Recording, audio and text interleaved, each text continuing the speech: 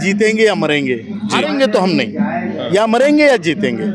लेकिन ये ब्यूरोक्रेट जो है ये एक्चुअली बिठा के इतना कंजर्वेटिव बजट बताते हैं तो उनको लगता है जैसे मैं अपने घर से दे रहा हूँ। ये किसी के बाप का पैसा नहीं है, ये कामगारों का पैसा है और उनको मिलना चाहिए। आप मुझे बताइए 1171 रुपए में कौन दो आदमी जी सकते हैं? और जो कंट्रीब्यूशन करने वाला हिंदुस्तान में एक ही तबका है जिसने अपने पेंशन के लिए कंट्रीब्यूशन किया है, उसको आपने वंचित रखा है। और जो एमएलए एमपीज है जो धेले का कंट्रीब्यूशन नहीं करते, उनको 3-3 4-4 पेंशनें दे रहे। जो हमारे बुजुर्ग है उनको अगर फाइनेंशियली एम्पावर नहीं किया तो देश की संस्कृति के लिए सबसे बड़ा खतरा है। जो औसतन 75 साल उम्र के हैं, यहाँ अनशन पे बैठे हैं, आमरण अनशन पे। तो हम ये चाहते हैं कि इसकी संज्ञान प्रधानमंत्री जी ले। नमस्कार, इस वक्त मैं मौजूद हूँ जंतर मंतर पर और आप इस वक्त देख रहे हैं ये भीड़ है और ये लोग अपनी पेंशन के लिए लड़ाई कर रहे हैं। ये सभी लोग जो हैं स्टेट कॉरपोरेशन, सेंट्रल कॉरपोरेशंस, इन सब में बड़े पदों पे हुआ करते थे और आज इन्हें पेंशन के नाम पर ना के बराबर पैसा मिल रहा है। इन्होंने अपना एम्प्लॉयज़ का जो प्रोविडेंट फंड होता है उसमें ही पैसा कटवाया, 1100, 1200, 2000 रुपये कटते हैं और कुछ एम्प्लॉयर का कंट्रीब्यूशन होता है। और आज पेंशन के नाम पर नेग्लिजिबल अमाउंट, जिससे घर तो क्या मतलब खर्चा नहीं चल सकता है, उतना अमाउंट मिल रहा है। क्या ये न्यायपूर्ण है?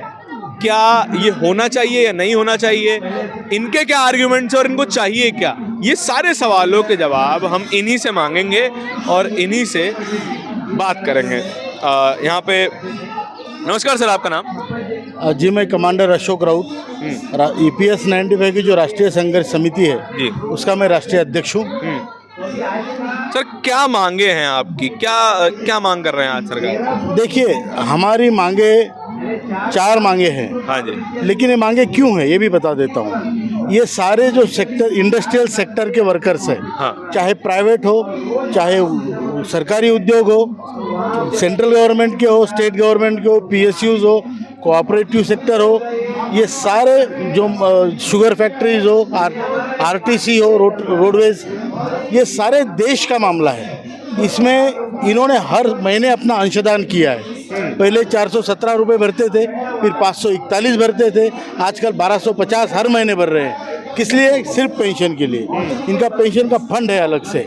अब ये 70 लाख लोग रिटायर्ड है, 6 करोड़ लोग आज कंट्रीब्यूशन कर रहे हैं 1250 रुपये। 6 करोड़। और ये पूरा सेक्टर के जितना लेबर फोर्स है इंडिया का इंडस्ट्रियल सेक्टर में, वो 19 करोड़ 33 लाख है।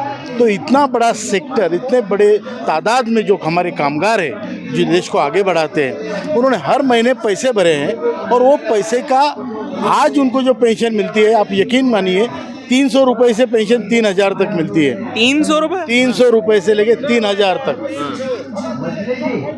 तकरीबन 23 लाख लोगों को 1000 के नीचे पेंशन है। 23 लाख लोग 1000 से कम पेंशन पाते हैं और औसतन पेंशन इनकी पूरे हिंदुस्तान में 1171 रुपये है। क्या आप कैसे मतलब यकीन कर सकते हैं या कैसे आप बिलीव कर सकते हैं कि 1171 में 2 लोग जिंदा रहें?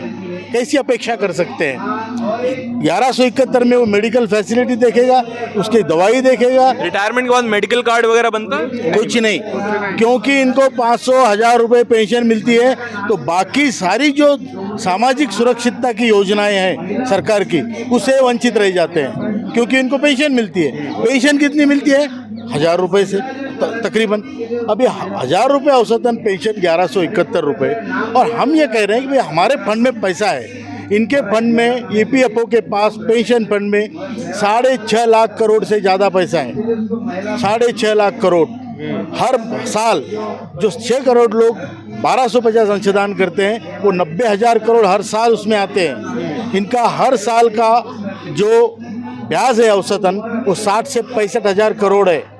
और इनकी मांगे आप यकीन मानिए 1995 से लेके 1995 से लेके आज तक इनको सिर्फ 86,000 करोड़ रुपए बांटे गए हैं, जो कि 1 साल के ब्याज का 1.5 साल का ब्याज के बराबर है। तो इतना पैसा कम देना और इतना पैसा वसूल करना और जो कंट्रीब्यूशन करने वाला हिंदुस्तान में एक ही तबका है जिसने अपने पेंशन के लिए कंट्रीब्यूशन किया है, उसको आपने वंचित रखा है। और जो एमएलएज एमपीज है जो धेले का कंट्रीब्यूशन नहीं करते, उनको 3-3 4-4 पेंशन दे रहे। पुलिस को कुत्ते को पेंशन है, आप जानते हैं 3,000 रुपये पेंशन है उसके कुत्ते को। थर्ड जेंडर को पेंशन है, और इन लोगों ने किसी ने भी कंट्रीब्यूशन नहीं किया है। और हम लोगों ने कंट्रीब्यूशन करने के बाद और बुढ़ापे के दराज पे जब खड़े होते हैं हम, तो हमें वंचित किया जाता है। आप मुझे बताइए 1171 रुपए में कौन 2 आदमी जी सकते हैं?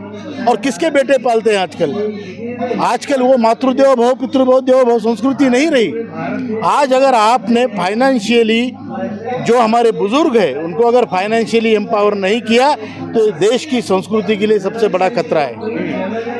ठीक है सर, ये बताइए कि सर अभी एक सर से बात कर रहा था मैं कि ये पॉलिसी बदली गई थी, पहले कुछ और पॉलिसी थी, अब नई पीएफ पॉलिसी आई थी। देखिए ये कौन सरकार लेकर आई थी? देखिए ऐसा है, पहले जब ये स्कीम बनी थी उसमें अच्छे प्रावधान थे।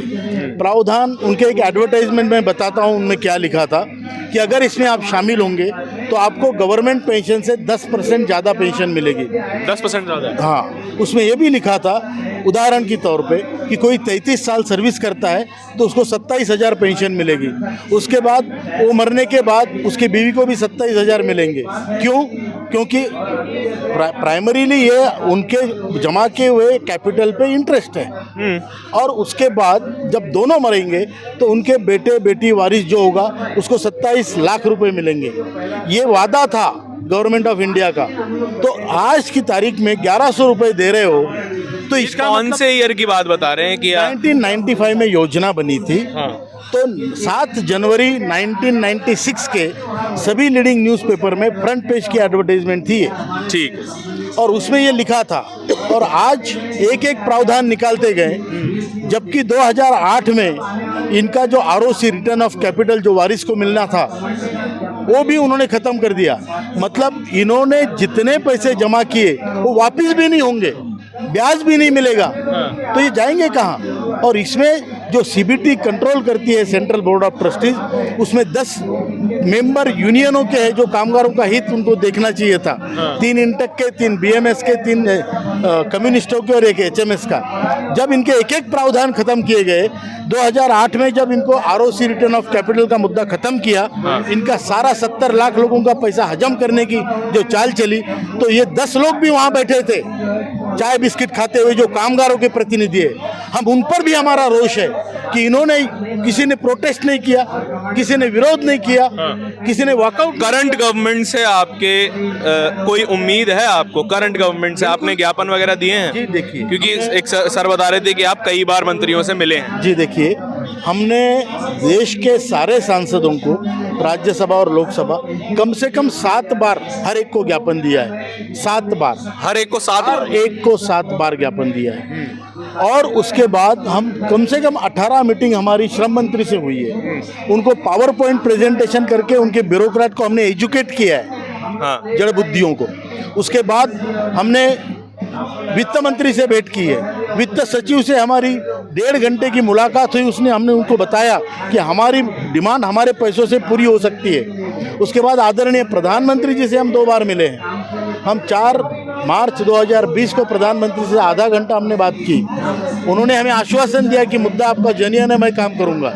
फिर 5 अगस्त 2021 को हम मिले, तब भी उन्होंने कहा आपका मुद्दा मेरे संज्ञान में है, मैं आपका काम करके रहूंगा। लेकिन सच तो यह है कि अभी तक कुछ हुआ नहीं। आपको ऐसे धोखा नहीं लगता है कि अब प्रधानमंत्री देश के इतने बड़े पद पे बैठे हैं, संवैधानिक पद पे हैं, तो वो उस पद पे बैठकर आपके सामने, आपकी आंखों के सामने झूठ बोलते हैं? आपको धोखा नहीं लगता है? नहीं, क्योंकि आप ही ने ये सरकार जिता के भेजी है। नहीं देखिए, मैं ये नहीं मानता प्रधानमंत्री धोखा देंगे, क्योंकि उनको हमसे कोई डर थोड़ी है। उन्होंने बुला के जब हमको बोला तो उनका इरादा जेन्युइन है जी, उनका इरादा बिल्कुल जेन्युइन है। उनकी आंखों में नमी थी, उनके हृदय में हमारे लिए करुणा थी, ये बात सही है। अच्छा, लेकिन जो हमारी सिस्टम है, जो ब्यूरोक्रेटिक सिस्टम है, जो बिल्कुल देश के सबसे ज्यादा बदमाश लोग हैं, वही है जो हमारे पैसों के ऊपर कुंडली मार के बैठे हैं। आज हमारा मैं मानता हूँ, मैं ईश्वर से प्रार्थना करता हूँ और आपके चैनल के माध्यम से आदरणीय प्रधानमंत्री जी को भी हाथ जोड़ के कहता हूँ कि आज हमारे देश को एक स्ट्रांग नेता मिला है कि ब्यूरोक्रेसी को सीधा कीजिए और हमारा पैसा जिसके ऊपर एक कुंडली मार के बैठे हैं वो हमें मिले। हमें आशा है, जब उन्होंने कहा है तो हमें आशा है। और आज 75वीं सालगिरह है हमारे देश के स्वतंत्रता की। आज 75 लोग जो औसतन 75 साल उम्र के हैं यहाँ अनशन पे बैठे हैं, आमरण अनशन पे।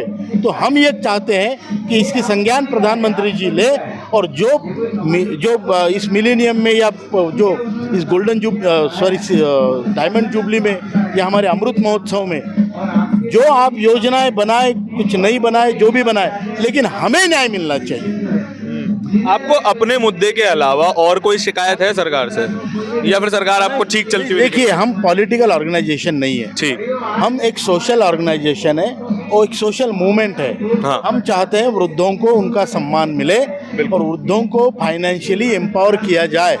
सर, ऐसा तो नहीं है कि आपने अपनी पूरी जिंदगी इस देश को दी जी, इस देश की कंपनियों को चलाने को दी, तो सरकार क्या आपके ऊपर इन्वेस्ट करने से डरती है क्या? आप नहीं, क्योंकि आप अब कमा के नहीं देते हो। सरकार की इन्वेस्टमेंट की तो बात ही नहीं है। हाँ। हमारा जो इन्वेस्टमेंट है Exactly. वही हमको मिले, उसका ब्याज मिले। आपने असल भी नहीं दे रहे हो, ब्याज नहीं दे रहे हो, तो सरकार तो इसको खर्चे जैसा समझ रही है ना।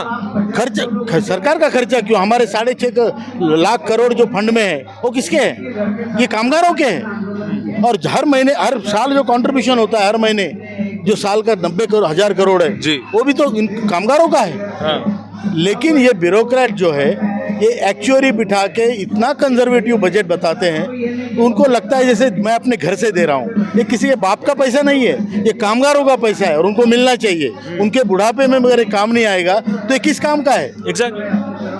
हमारा पैसा है भाई, हमें न्याय चाहिए, हमारा पैसा चाहिए। और इसके लिए हम जो राजकीय इच्छा शक्ति को जगाना था वो तो तकरीबन हो गया। आदरणीय प्रधानमंत्री जी ने जब आश्वासन दिया है तो ये मुद्दा तो बिल्कुल सुलझना ही चाहिए। अच्छा, अगर आपकी बात मांगे अभी भी नहीं मानी जाती है तो नेक्स्ट स्टेप क्या करेंगे? नेक्स्ट स्टेप हमारा ये है कि हमने नारा दिया है जीतेंगे या मरेंगे। हारेंगे तो हम नहीं, या मरेंगे या जीतेंगे। और ये आज जो 75 लोग 75 साल के 75वीं सालगिरह में बैठे हैं स्वतंत्रता की, वो उसी का एक हिस्सा है कि या तो हम जीतेंगे या मरेंगे। अभी गवर्नमेंट की जो पेंशन स्कीमें चल रही है, हाँ। फॉर एग्जाम्पल श्रमयोगी मानधन योजना, हाँ। इसमें गवर्नमेंट 100% कंट्रीब्यूशन करती है। 100%? हाँ, मतलब मैं 100 दूँ तो गवर्नमेंट 100 देती है।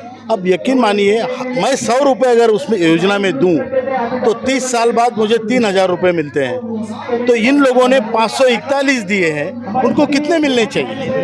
इन्होंने जो 541 भरे हैं, 100 देने वालों को 3,000 दे रहे हो, तो 541 देने वाले को कितने मिलने चाहिए? फिर NPS, नेशनल पेंशन स्कीम या new pension scheme, what ever you call, उसमें 14% गवर्नमेंट का कंट्रीब्यूशन है और हमारी स्कीम में गवर्नमेंट का कंट्रीब्यूशन है 1.16। वो किस लिए? एडमिनिस्ट्रेटिव पर्पस के लिए। मतलब ब्यूरोक्रेट कहीं अमेरिका में जाएंगे पेंशन का स्टडी करने, 2-2 महीने स्टडी टूर पे, उसके लिए।